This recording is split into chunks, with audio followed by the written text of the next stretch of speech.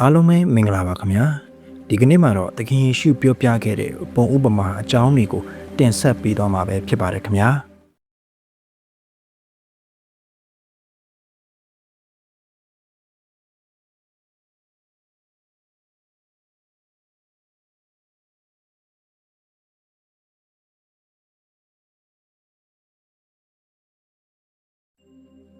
ဖာရိရှဲတွေကိုယေရှုပြစ်တင်ဆုံးမပြီးတဲ့နောက်အဲ့ဒီနေ့မှာပဲတဲခိုတဲ့အိမ်ကနေထွက်လာပြီးလူအုပ်စုဝေးနေတဲ့ဂါလိလဲအိုင်နာကိုလာခဲ့ပါတယ်နောက်ပြီးလှေပေါ်တက်ထိုင်ကကန်းကနေခွာခိုင်းလိုက်ပါတယ်လူအုပ်ကလည်းနားထောင်ဖို့ကုန်းပေါ်မှာရက်နေကြပါတယ်ပြီးတော့ပုံဥပမာတွေအများကြီးသုံးပြီးကောင်းကင်နိုင်ငံတော်အကြောင်းလူအုပ်ကိုစသွန်သင်ခဲ့ပါတယ်မျိုးကျေးသူတယောက်အကြောင်းယေရှုစပြောပါတယ်မျိုးကျေးတဲ့အခါမျိုးစေ့တချို့ကလမ်းပေါ်မှာကျပြီးငှက်တွေကလာကောက်စားသွားကြပါတယ်မျိုးစေ့တချို့ကမြေစီလွာပါတဲ့ကြောက်ခံမြေပေါ်ကျရောက်ပါတယ်အပင်ပေါက်လာပြီးမဲ့အမြင့်မဆွဲတဲ့အတွက်နေမြင့်လာတဲ့အခါအပင်တွေနေလောင်ပြီးညှိုးနှမ်းသွားပါတယ်မျိုးစေ့တချို့ကတော့စူးပင်တွေကြားထဲကျတဲ့အတွက်စူးပင်တွေကြီးထွားလာပြီးအုံမိုးပိတ်ဆို့သွားပါတယ်မျိုးစေ့တချို့ကတော့ကောင်းတဲ့မြေပေါ်ကျပြီးအစ30အစ60အစ100တီးပွင့်ကြပါတယ်ကြားစရာနားရှိသောသူမိဒီကကြားကြပါစေလို့မိန့်တော်မူခဲ့ပါတယ်နောက်ပုံဥပမာတစ်ခုကတော့ယေရှုကနိုင်ငံတော်ကိုလူတယောက်မျိုးစေ့ကျဲတာနဲ့ခိုင်းနှိုင်းခဲ့ပါတယ်သူကညမှာအိတ်ဆက်လိုက်နေ့မှာနိုးထလိုက်နဲ့အဲ့ဒီအတော်တွင်မျိုးစေ့တွေကြီးထွားလာပါတယ်ဒါပေမဲ့ဘလို့ကြီးထွားလာတယ်လဲဆိုတာ तू မသိလိုက်ပါဘူးမျိုးစေ့တွေကသူ့အလိုလိုကြီးထွားလာပြီးနောက်ဆုံးမှာကောက်နှံရစ်မဲ့လာတဲ့အတွက်လဲရှင်ကရိတ်သိမ်းလိုက်ပါတယ်ဒီနောက်မျိုးစေ့ကျဲခြင်းနဲ့ပတ်သက်တဲ့တတိယပုံဥပမာကိုယေရှုကပြောပြပါတယ်လူတစ်ယောက်ကကောင်းတဲ့မျိုးစေ့ကျဲပေမဲ့လူတွေအိပ်ပျော်နေတဲ့ချိန်မှာရန်သူကရောက်လာပြီးကောင်းသောစပါးနဲ့လက္ခဏာတူတဲ့တောမျိုးစေ့ကိုစပားပင်အထဲမှာကျဲလိုက်ပါတယ်ကျွန်တွေကတောပင်တွေကိုနှုတ်ပြရမလားဆိုပြီးအင်ရှင်စီမှာခွင့်တောင်းပါတယ်ဒီအခါအင်ရှင်ကမနှုတ်နဲ့အောင်တောပင်တွေကိုနှုတ်လိုက်ရင်စပားပင်တွေကိုပါရောနှုတ်မိမှာစိုးရင်ရတယ်ရိတ်သိမ်းချိန်ထိနှစ်မျိုးစလုံးပေါက်ပါစေရိတ်သိမ်းချိန်ရောက်တဲ့အခါတောပင်တွေကိုအရင်နှုတ်ပြီးမီးရှို့ဖို့စီထားကြပြီးမှစပားပင်တွေကိုရိတ်သိမ်းပြီးကြည်ထဲမှာစုသိမ်းကြဆိုပြီးရိတ်သိမ်းသူတွေကိုငါစီရင်မယ်လို့ပြန်ပြောခဲ့ပါတယ်မုံညင်းစေးအကြောင်းယေရှုကထပ်ပြောပြပါတယ်ကောင်းကင်နိုင်ငံဟာလယ်မှာစိုက်တဲ့မုံညင်းစေးနဲ့တူတယ်မုံညင်းစေးဟာကြီးလာပြီးအကိုင်းအခက်မှာငှက်တွေနားလောက်တဲ့အပင်ကြီးဖြစ်လာပါတယ်ယေရှုကအပင်တွေအကြောင်းသင်ပေးနေတာတော့မဟုတ်ပါဘူးအဲ့ဒီအစားအသေးဆုံးအစိတ်လေးကနေဘလောက်ထိကြီးလာနိုင်လဲဆိုတဲ့အံ့ဘွယ်ကြီးထွားမှုအကြောင်းကိုဥပမာပေးနေတာပါဒီနောက်နားထောင်နေသူတွေယဉ်နီးပြီးသားဖြစ်တဲ့ဖြစ်စဉ်တစ်ခုအကြောင်းပြောပါတယ်ကောင်းကင်နိုင်ငံတော်ဟာတဆေးနဲ့တူတယ်အမျိုးသမီးတစ်ယောက်ကဂျုံမုတ်3တင်းထဲကိုတဆေးထည့်ပြီးနယ်လိုက်တယ်တဆေးရဲ့စိတ်ဝင်ပြန့်နှံ့ပုံကိုမမြင်ရပေမဲ့တဆေးကမုံညက်တစ်ပုံလုံးမှာပြန့်နှံ့သွားပြီးမုံညက်ကိုဖောင်းကြွစေပါတယ်အဲ့ဒီလိုတိတိတတ်တာပြန့်နှံ့ပြောင်းလဲသွားတာကိုမမြင်နိုင်ပါဘူးယေရှုကအဲ့ဒီပုံဥပမာတွေပြောပြီးနောက်လူအုပ်ကိုပြန်လွတ်လိုက်ပြီးသူတဲခိုတဲ့အိမ်ကိုပြန်လာပါတယ်ဒီအခါတပည့်တော်တွေကသူပြောသွားတဲ့အကြောင်းတွေကိုနားလည်ချင်လို့သူ့စီရောက်လာကြပါတယ်ယေရှုပုံဥပမာပြောတာတွေကိုတပည့်တွေကကြားဖို့ပြီးမဲ့တထိုင်နဲ့ဒီလောက်အများကြီးပြောတာကိုတော့မကြားဘူးပါဘူးဒါကြောင့်ယေရှုစီလာပြီးသခင်ဘာလို့ပုံဥပမာတွေသုံးပြီးဟောတာလဲလို့မေးကြပါတယ်အကြောင်းရင်းတစ်ခုကတော့ကျမ်းစာပရောဖက်ပြုချက်တွေကိုပြည့်စုံစေဖို့ပါမဿဲကအခုလိုမှတ်တမ်းတင်တယ်ပုံဥပမာမပါဘဲသူမဟောဘူးဒါကြောင့်ငါကနှုတ်ကိုဖွင့်ပြီးပုံဥပမာတွေကိုပြောမယ်ကဘာဦးအစပြုချိန်ကလေးကထိန်ဝက်ထားတဲ့အရာတွေကိုဖော်ထုတ်မယ်ဆိုပြီးပရောဖက်ကတဆင့်ပြောတဲ့စကားပြည့်စုံလာပါတယ်နောက်အကြောင်းရင်းကတော့လူတွေရဲ့သဘောထားကိုဖော်ထုတ်ဖို့ပါလူအများစုကယေရှုကိုပုံပြောကောင်းသူအံ့ဘွယ်အမှုလုပ်တဲ့သူလိုပဲမြင်ကြပါတယ်သခင်အဖြစ်မမြင်ကြပါဘူးမနာခံကြပါဘူးကိုကျိုးစွန်ပြီးသူ့နောက်ကိုလည်းမလိုက်ချင်ကြပါဘူးသူတို့ရဲ့သဘောထားနဲ့အကျင့်တွေကိုမပြောင်းလဲချင်ကြပါဘူးယေရှုပြောတဲ့သတင်းစကားကိုတေးသေးချာချာနားတဲ့ခြင်းစိတ်တွေမရှိကြပါဘူးတပည့်တော်တွေရဲ့မိခွန်းကိုယေရှုကဒီလိုပြန်ဖြေပါတယ်သူတို့ကကြည်လျက်နဲ့မမြင်ဘူးကြားလျက်နဲ့နားမလည်ဘူ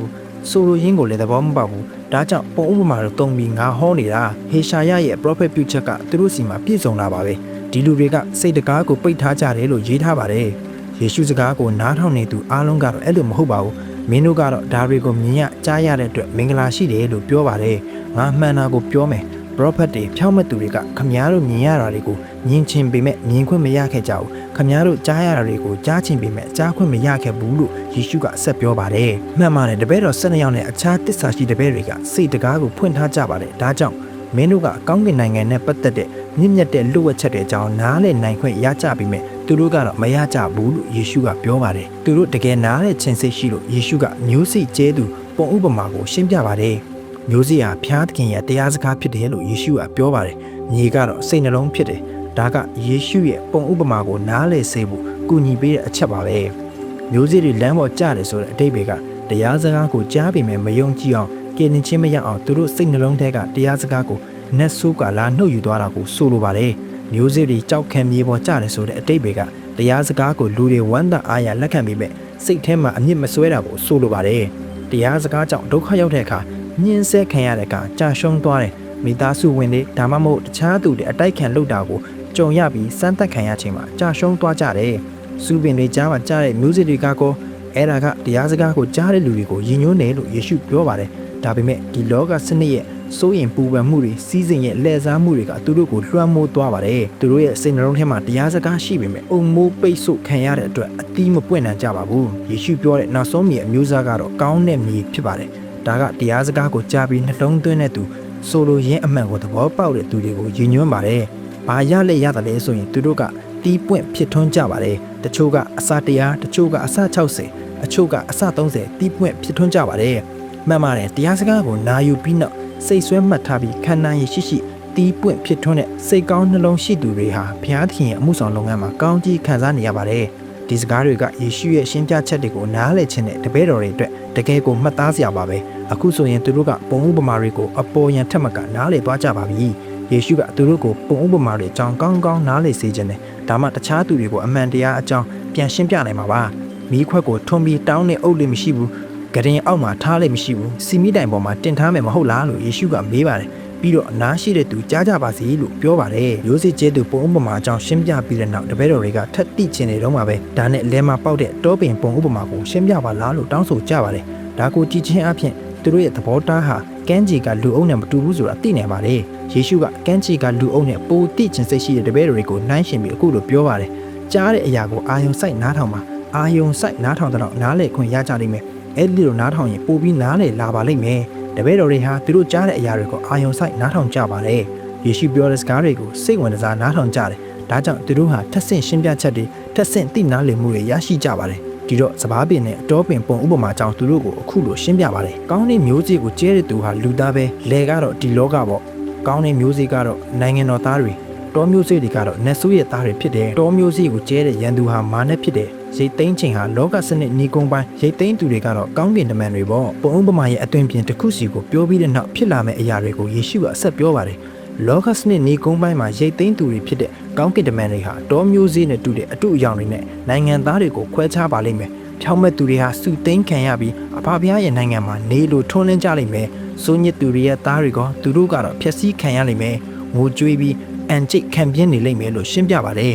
ယေရှုကတပည့်တွေကိုပုံဥပမာ၃ခုထပ်ပြောပြပါတယ်။ဦးဆုံးကောင်းကင်နိုင်ငံဟာလေမှာဝှက်ထားတဲ့ဘန်နာနဲ့တူတယ်။လူတစ်ယောက်ကအဲ့ဒီဘန်နာကိုတွေ့တဲ့အခါပြန်ဝှက်ထားလိုက်တယ်။ဝမ်းသာအားရနဲ့ပိုင်ဆိုင်သမျှကိုတွားရောက်ပြီးအဲ့ဒီလေကိုဝယ်လိုက်တယ်။သူအခုလိုဆက်ပြောပါတယ်။ကောင်းကင်နိုင်ငံဟာကုန်တယ်တစ်ယောက်နေတကာလှည့်ပြီးရှာနေတဲ့ပလဲကောင်းနဲ့တူတယ်။တန်မိုးကြီးတဲ့ပလဲတစ်လုံးကိုတွေ့တဲ့အခါချက်ချင်းပဲပိုင်ဆိုင်သမျှကိုတွားရောက်ပြီးအဲ့ဒီပလဲကိုဝယ်လိုက်တယ်။ဒီပုံဥပမာနှစ်ခုစလုံးမှာယေရှုကတကယ်တန်မိုးကြီးတဲ့အရာအတွက်လူလူလန်းလန်းစွန့်လွတ်ခြင်းစိတ်ရှိသူအကြောင်းအလေးပေးဖော်ပြပါတယ်။ကုန်တယ်ကတန်ဖိုးကြီးတဲ့ပလဲကိုရနိုင်ဖို့ပိုင်ဆိုင်သမျှကိုချက်ချင်းရောင်းလိုက်ပါတယ်။ယေရှုရဲ့တပည့်တော်တွေကတန်ဖိုးကြီးတဲ့ပလဲပုံဥပမာကိုနားလည်နိုင်ကြပါတယ်။လယ်မှာဝတ်ထားတဲ့ဘန္နာကိုတွေ့တဲ့သူကလည်းအဲ့ဒီဘန္နာကိုရနိုင်ဖို့ပိုင်ဆိုင်သမျှကိုတွားရောင်းလိုက်ပါတယ်။အလွန်တန်ဖိုးကြီးတဲ့အရာဖြစ်ပေမဲ့အဲ့ဒါကိုရယူနိုင်တယ်ဆိုတာဒီအဖြစ်နှစ်ခုစလုံးကနေသိရပါတယ်။ဖျားကိုမိကိုခြင်းနဲ့ဆန္ဒရှိပြီးအဲ့ဒီဆန္ဒကိုဖြည့်ဆည်းနိုင်ဖို့စွန့်လွတ်မှုတွေလုပ်တဲ့သူတွေလည်းအဲ့ဒီလိုပါပဲယေရှုရဲ့ပုံဥပမာတွေကိုနားထောင်နေသူတွေထဲမှာတချို့ကဖျားကိုမိကိုခြင်းနဲ့ဆန္ဒကိုယေရှုရဲ့နောက်လိုက်စစ်တွေဖြစ်လာဖို့လိုလိုလားလားစွန့်လွတ်မှုတွေလုပ်ပြီးကြပါပြီနောက်ဆုံးယေရှုကအကောင်းကင်နိုင်ငံဟာပင်လယ်ထဲချပြီးငါးမျိုးမျိုးကိုအုပ်မိတဲ့ပိုက်ကိုနဲ့တူတယ်လို့ပြောပါတယ